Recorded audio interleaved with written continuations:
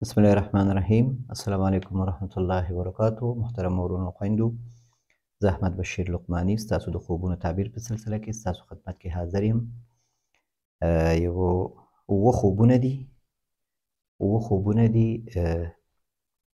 په ظاهره لږ خطرناک ښکاري خو ډېر ښه تعبیرونه لري.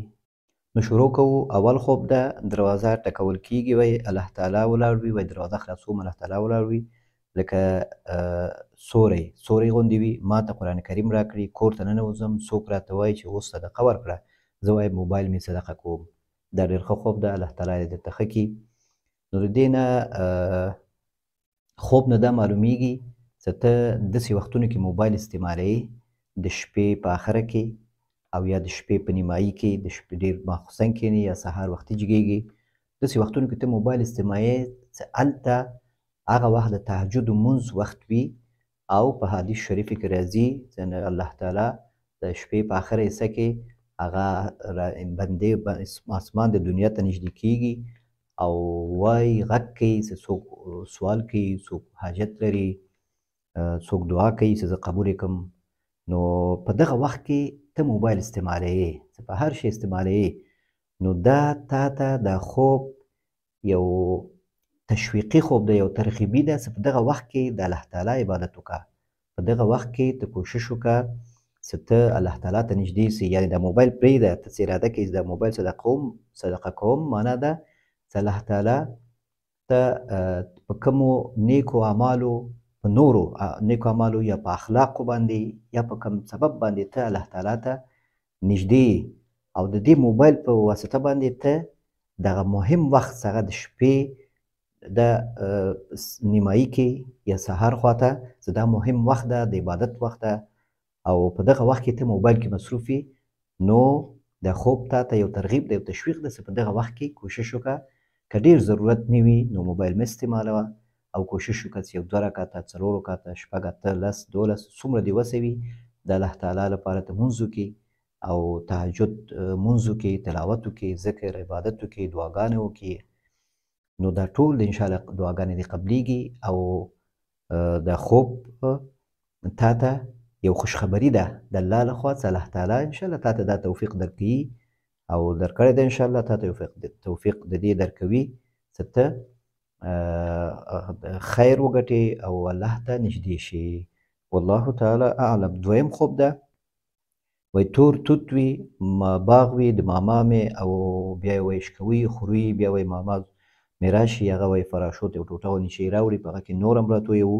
نو دا هم ډېر ښه خوب ده، رزق باندې تعبیر کیږي، په خیر باندې تعبیر کیږي، چې کله میوه فصل دا ولیدل شي او هغه سړی وخوري او خواږه وي، خوند یې صحیح وي، خراب نه وي، تروش نه وي او ګنده نه وي، نو دا ډېر ښه تعبیر لري. په رزق باندې تعبیر کیږي، د الله تعالی په نعمتونو باندې تعبیر کیږي. والله تعالی اعلم. دریم خوب ده، وای باران څاڅکي وي، صفا وي او سپین وي، او ورسره سپین ګلان هم وریږي، وای مور مې هم دلته وي او هغه وای دعا کوي، زما د شرعي کوم حاجت مې ده، وای دغه مطابق مور مې دعا کوي، وای زه هم خوشحاله سم او زه امین پرې وایم. نو دا هم ډېر ښه خوب ده. باران څاڅکو نه مراد د الله تعالی رحمت او داسې سپین وي، نو د الله تعالی هغه په دې باران کې خیر دی، یعنې چې کوم الله تعالی تا ته د څه شي اراده کوي دا د الله رحم ده او خیر ده په دې کې، او داسې ګلان ورسره ورېږي، نو معنا داسې بره نه فیصلې انشاءالله صحیح راځي چې ته الله ته متوجه اوسېږې او د مور دعا او مور رضایت اصل کې بیا وایي چې مور مې همدغسې دعا کوي، معنا دا چې ستا مور زموږ مور او پلار، د هر چا مور او پلار، زموږ مور او پلار، ستا مور او پلار ستا په هغه د زړه په خبرو باندې، هغه د خپل تجربې په اساس باندې پوهېږي، هغوی چې ستا څېرې ته وګوري، زموږ څېرې ته مور پلار وګوري، هغوی پوهېږي چې موږ څه مشکل سره مخ یو، نو بیا هغوی د درد نه او د مهربانۍ نه، شفقت نه دعا کوي، نو هغه دعا قبلیږي. نو الله تعالی دې موږ او تاسو توفیق راکړي چې د خپل مور او پلار راضي کولو کې کوشش وکړو. نو دا هم ښه خوب ده. والله تعالی اعلم. څلورم خوب ده، وایي نیا مې وفات شوې، خوب کې ګورم چې قبر څخه کور ته راغلې وي، بیرون دیره کې ناسته وي، وایي ترې پوښتنه کوم چې اوله شپه دې قبر کې ډېره سخته وه، څه رقم سزا درکړه؟ وایي ویښتان او نوکان چې درنه ورک شي، بس دومره ووایي. زه بیا پوښتنه وکړم ادې اوس هم درته سزا درکوي؟ وایي هو هفته کې یو ځل. نور وایي زه ځم قبر ته چې زه ما ته وایي چې نوم یې اخلي چې 2 ختمه نور هم وکړه. نو دا هم ښه خوب ده. الله دې تاسو ته ښه کړي. داسې تا خوب کتلی ده چې د ادې دې نیا دې مخکې وفات شوی او هغه اوس کور ته راغلي وي او تاسو ته وایي چې زه په قبر کې ته پوښتنه ترې کوي او سزا درکوي او ویښتان او نوکان یادوي. نو دا د همدغه ښځې چې دي نو هغوی اکثر دا د ویښتانو کې چې کم د بدن کې کم ویښته دي د مخ او د ویښته دي په هغه کې دوی ګوتې وهي هغه کموي زیاتوي تغییر راولي خلق الله کې هغه شیان منع دي او یا د نوکان پرېږدي. نو معنا ده چې دغه شیانو کې عذاب ده او دغه شیان سخت دي. نو کوشش وکړه که غواړئ چې د قبر د عذاب نه بچ شئ نو دغه شیانو کې لږ احتیاط وکړئ. بې ضرورته هغه د ویښتو کې ډیزاینونه کول یا نوکان ډېر اوږده اوږده پرېښودل دا هم د سنتو خلاف ده. نو دغه کې احتیاط وکړئ چې په دې په وجه باندې هغه د قبر عذاب انسان ته رسیږي. او بیا څه وایي چې هو هفته کې یو ځل نو معنا داسې همدغه کارونه چې کېږي نو دا اکثر انسانان یې په هفته کې یو ځل یې کوي نو هماغه د مطابق هفته کې یو ځل ورته عذاب ورکول کېږي. نو بیا څه وایي چې ځم قبر ته او بیا تا ته وایي چې 2 ختمونه نور هم وکړه. معنا داسې ستا تلاوت ستا ذکر ستا مونځ او ستا دعا دا مور ته دې رسیږي او نیا ته دې رسیږي د مړو ته رسیږي او هغوی ته خیر رسیږي او هغوی ضرورت لري زموږ دعاګانو ته خصوصا د خپل اولاد دعاګانو ته. نو الله دې توفیق درکړي چې هغه ته دعا وکړي ختم وکړي تلاوت وکړي ټول ثوابونه ورته رسیږي. والله تعالی اعلم. 5م خوب ده وایي د اختر ورځ وي وفات شوی پلار مې روان وي په اوږه یې لاس کېږدم ورته ژاړم خوشحاله یم او زما 2 ورونه ورته وایم چې زما 2 ورونه ما سره ناجایزه وکړله روان شو خپلوانو کره ځو. یو خپلوان هم د هغه کونډه ده او لور یې طلاقه شوې ده کور کې ده. نو پلار مې ښایسته کالي اغوستي وي ورځو او پلار مې هغوی سره ناست وي او هغه سر لوڅ وي. نو معنا ده چې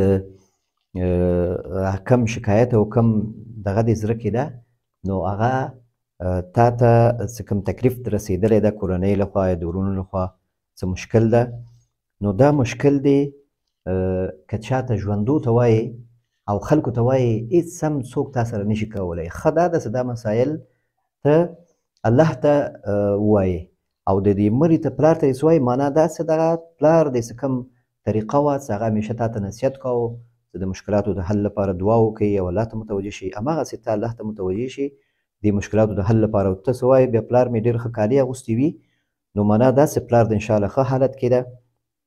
او بیا څه ته وایې چې هغه خپلوان هم دي او هغه لور یې طلاقه شوې ده او سر یې بیا لوڅ وي تاسو ورځئ ورسره کښېنئ نو معنا داسې هغه یو ضرورت کې ده او هغه بې سرنوشت ده نو کوشش وکړئ د افغانستان کې څه کوم رواجونه دي دغه په سبب باندې د ده حیات بربادیږي د علماو نه فتوا واخلئ پوښتنه وکړئ ده ته یوه لاره پیدا کړئ چې هغه د ده پرده وشي پرې او هغه د بې سرنوشتي حالت نه دی ووځي. نو دغه خوب ده الله دې وکړي چې دا مشکل وي دا مشکل هم الله حل کړي او ستا څه کوم مشکل ده د ورونو سره دی الله تعالی دې دا هم حل کړي. نو الله سره شریک کړه دعا وکړه او همیشه الله نه خیر وغواړه او معافي وکړه او کوشش وکړه چې واړه واړه مسایل غټ نه کړي د الله لپاره هر چا سره نرمي وکړه مشران دې ورونه دې وي نو هغو سره احترام یې وکړه کشران وي نو شفقت پرې وکړه او ښه ورسره وکړه انشاءالله د مشکل هم حل کېږي. والله تعالی اعلم. 6م خوب ده وایي باغ کې چرګانو بچي لیدلی مې ده په خوب کې نیم مړه وي او نیم ژوندي وي او باغ والا هم راسره وي. نو دا ما خوب یې لیکلی و نو ما پوښتنه ترې وکړه چې دا خوب خو پوره نه ده د دې اول نه ده معلوم د دې آخر نه ده معلوم تاسو چې کتلي دي د چرګانو بچي هلته چې کاوه تاسو کتلي دي نو دا خوب پوره نه ده خوب یې پوره ونه ویلې جواب یې رانه کړه نو تعبیر یې پاتې شو. چرګانو بچي اکثر په ماشومانو باندې تعبیر کېږي په ماشومانو باندې تعبیر کېږي که ستاسو څه ماشومان وي څه لانجه وي د هغوی بې سرنوشتي وي درس و تعلیم ته نه لیږئ نو په دې باندې هم تعبیرېدلی شي نو دا احتمالات دي چې هغه نیم مړه دي او نیم ژوندي نیم ژوندي نه مراد هغه ماشومان دي چې هغوی درس وایي تعلیم کوي مکتب ته ځي مدرسې ته ځي او هغه ماشومان هم چې هغوی د مړي په حالت کې مې لیدلی ده معنا دا چې هغوی درس و تعلیم نه پاتې دي نو په هغو باندې هم درس تعلیم کوئ که چېرته دا احتمال وي چې دا خوب دې همدغسې وي نو همدغسې تعبیر کېږي. والله تعالی اعلم. 7م خوب ده وایي څو کسانو ملګري مې او کورنۍ هم کوټه کې زیرزمیني غوندې ځای وي، تیاره وي او ناست وي ټول په نمبر باندې او اسرائیل علیه السلام ولاړ وي او هغه روحونه اخلي د خلکو نه او موږ ته وایي څه 8 دقیقې وخت لرئ. نو وایي زه موږ توبې وباسو، ژاړو، زاري کوو، په دغه حالت کې وایي راویښ شومه. نو دا هم ډېر ښه خوب ده، الله دې درته ښه کړي. 8 عدد، دا 8 څه ده، دا په خوب کې ډېر ښه تعبیر لري. 8 عدد دا په خوشخبري باندې هم تعبیر کېږي، یو مشکل د حل کېدو باندې هم تعبیر کېږي. معنا دا ده 8 نه مراد دا ده چې یعنې 8 دقیقې پوره شي نو تاسو روح اخیستل کېږي. معنا دا چې تاسو کوم مشکل کې یې، دغه کوم حالت کې چې په دې خوب کې ته یې، دغسې یو مشکل کې ته واقع یې، دغسې یو مشکل کې ته واقع یې چې هغه کیدای شي د کورنۍ مشکل وي یا د ملګرو مشکل وي، ملګرو سره.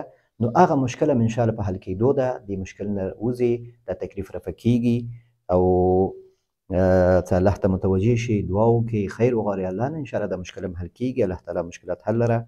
نو دغه و، دا د نن ورځې خوبونه او تعبیرونه. الله دې وکړي چې دا خوبونه تاسو خپل خوبونو تعبیرونو نه مطمئن شوي یاستئ او که څه سوال هم وي، وضاحت غواړئ، نو کمنټ کې ما نه پوښتنه کولی شئ او هماغه واتساپ کې هم چې لیکلي دا خوبونه، هلته هم تاسو خپل سوال او خپل وضاحت غوښتلی شئ چې دا خوب کیدای شي دې نه ښه هم تعبیر سي، یو نقطه یې وي هغه وضاحت وشي. نو بعضې خوبونه زه تعبیروم او بعضې ورونه بیا خپل هغه یو نظر شریکوي، په هغه باندې زه خوشحاله کېږم.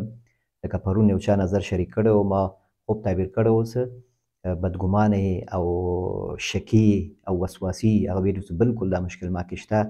نو خوب تعبیر پې اثر وکړه، هغه ویلي چې دې نه وروسته انشاءالله کوشش کوم چې بدګماني هم کم کړمه او هغه وسواس او شکونه دا هم کم کړمه. نو دغسې تاسو هم که د دې خوبونو تعبیر نه مطمئن شوې نو هم ما ته اطمینان راکوئ او که څه سوال هم وي، څه وضاحت غواړئ، هم ما سره شریک کړئ. زه خوشحاله کېږم، په دې باندې زه نه خفه کېږم. صرف دومره وکړئ، زنګ مه وهئ، واتساپ کې زنګ مه وهئ. پرون یو ورور زنګونه یې وهل، بیا زه مجبور شوم هغه واتساپ نه زه ټوله ورځ وځم، په همدې سبب باندې زنګونه وهي خلک، تکلیفېږي انسان. نو دې سره زنګ باندې خوب نه تعبیر کېږي چې ته زنګ ووهې او مستقیما خوب تعبیر شي، ځکه لږ وخت غواړي، لږ فکر غواړي، یو ښه تعبیر ویستل غواړي، لږ هر خوا یې سنجول غواړي. نو که تاسو هم خوب ولیدل نو همدغه واتساپ نمبر کې خپل خوب ماته لیږلی شئ او په اواز سره ولیږئ او ښه وضاحت کېږي په دې باندې. او که لیکئ اواز هم نه لیږئ نو ولیکئ، واضح ولیکئ، اول د خوب آخر د خوب، خپله خوب مکمل باید واضح کړئ، ولیکئ، تر څو ښه تعبیر شي او تاسو ته هغه یو خیر سپیکې وي، یو وضاحت وي، هغه تاسو ته وشي.